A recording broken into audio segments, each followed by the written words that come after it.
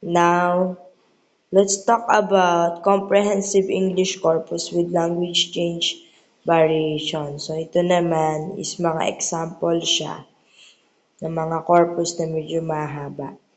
So, ito yung example from Old English 450 to 1100. So, yan, halos hindi natin mabasa yung corpus na yan. Pero, ganyan yung language or sinaunang Old English dati. So, explanation, Old English was synthetic, inflectional, and Germanic. Heavy case endings allowed flexible word order. This vocabulary was mostly Germanic, with early Norse influence reshaping pronouns. Old letters such as and the show chronological features no longer present today. So, yan yung meron sa Old English. It was German, more on Norse kasi siya. Katulad niya siguro yung sa Beowulf. Yung sa Beowulf, ganyan yung ginamit. Germanic language siya. So, flexible yung word order. So, may influence siya ng Norse.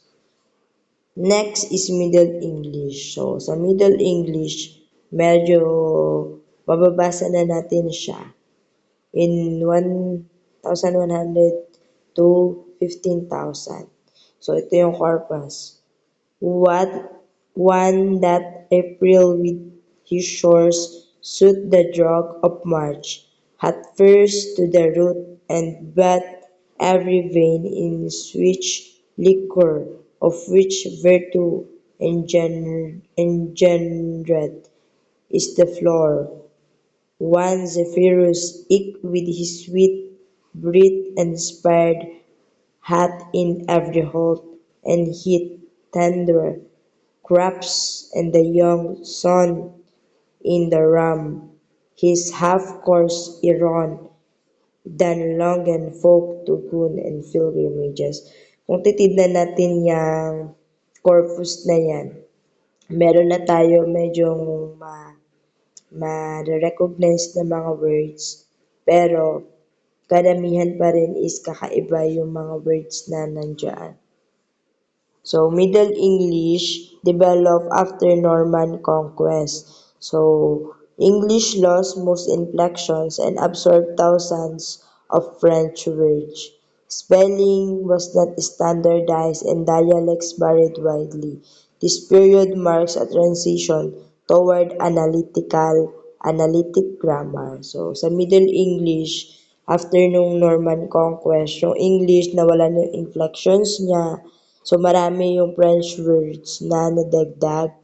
So, hindi pa standard yung spelling during that times. Tapos, ang dami ring variation sa dialects. So, nagkakaroon dito daw ng analytic grammar. Sa early modern English, this is from 15,000 to 7,000. Ito na yung time ni Shakespeare. To be or not to be, that is the question. Whether it is nobler in the mind to suffer the slings and arrows of outrageous fortune, or to take arms against the sea of troubles and by opposing them. So, dyan naman makikita na natin na ito na yung times ni Shakespeare. Yung English nila is early modern English. So, yung ibang words is parang katulad na nung sa atin. So, sa early modern English, it underwent the Great Vowel Shift. Yun yung pinagkaiba nila. Merong Great Vowel Shift. Kanina, hindi siya introduced massive vocabulary from classical languages and developed standardized spelling due to the printing press. Pronouns like thou disappeared, replaced by you. So, yan yung pinagkaiba nila. Dito na standardized na yung spelling dahil na-invent na yung printing press, yung daw na-disappear na, napalitan na ng you. Meron ding changes or shift when it comes to vowels. So, marami pa rin dito sa mga words na to galing from classical languages. So, In late modern English, in 17,000 to 900,000, it was the best of times, it was the worst of times, it was the age of wisdom, it was the age of foolishness, or it was the age of the epoch of Philip, it was the epoch of incredulity. Nakikita naman natin yung pagbabago dito sa late modern English. So, ito na yung sa book ng Two Cities or so sa late modern English,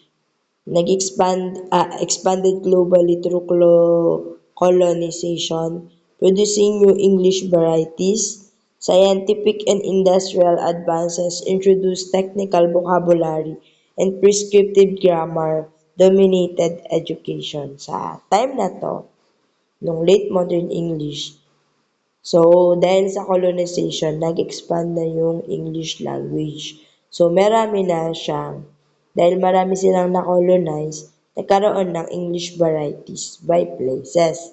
So, yan yung sinasabi ko kanina na geographically nagkakaroon ng varieties. Scientific and industrial advances, nagkaroon na ng bagong vocabulary dahil nag-improve yung sciences, yung industry nag-improve, dahil meron bagong vocabulary.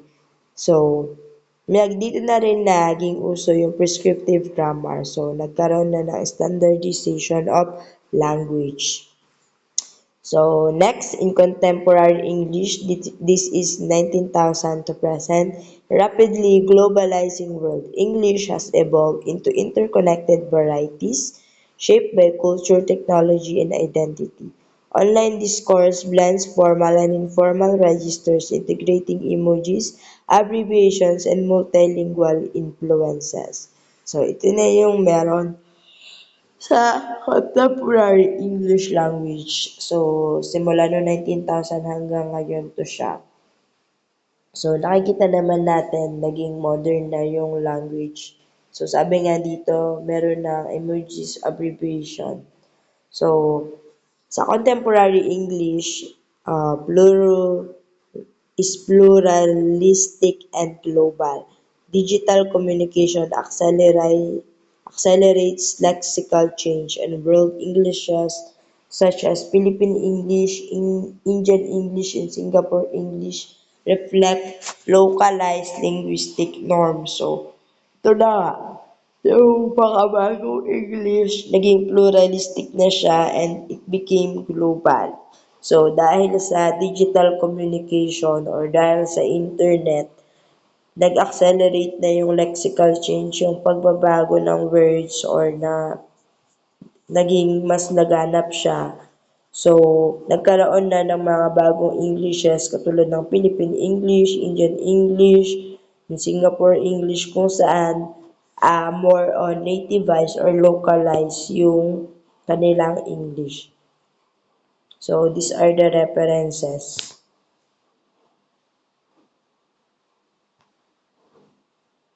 So, that's for the language variation and change.